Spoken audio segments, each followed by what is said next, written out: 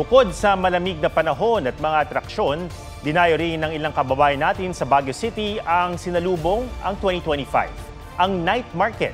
Mula sa City of Pines, may live report si EJ Gomez. EJ.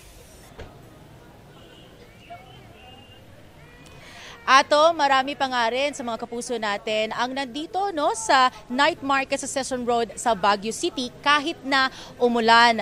Mura kasi ang mga paninda rito at ayon nga sa ilang mga bakasyonista, ang pamimili rito, it's the perfect way to end their day. Maingay, makulay, at enggrande ang pagsalubong sa taong 2025 sa Baguio City. Sobrang saya po, super saya talaga. Napakasaya po sa Baguio. Thank you Baguio City. At ngayong araw, tuloy ang mga bakasyonista sa pagbisita sa mga tourist spots sa syudad. Gaya na lang sa Burnham Park, kung saan maraming pamilya at magbabarkada ang nagpiknik. May mga nag-enjoy sa boat riding at biking na patok sa mga kabataan. May mga namasyal din kasama ang kanilang mga fur babies.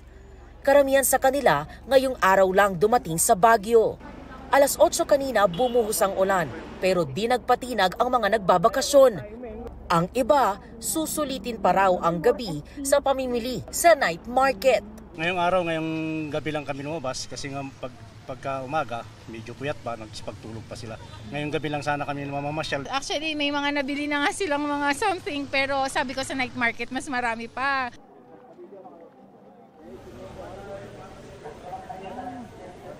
Atom, sa mga puntong ito ay wala ng ulan, kaya naman patuloy lang yung pagdagsa or pagdating ng ating mga kapuso para mag late night shopping o mag New Year shopping.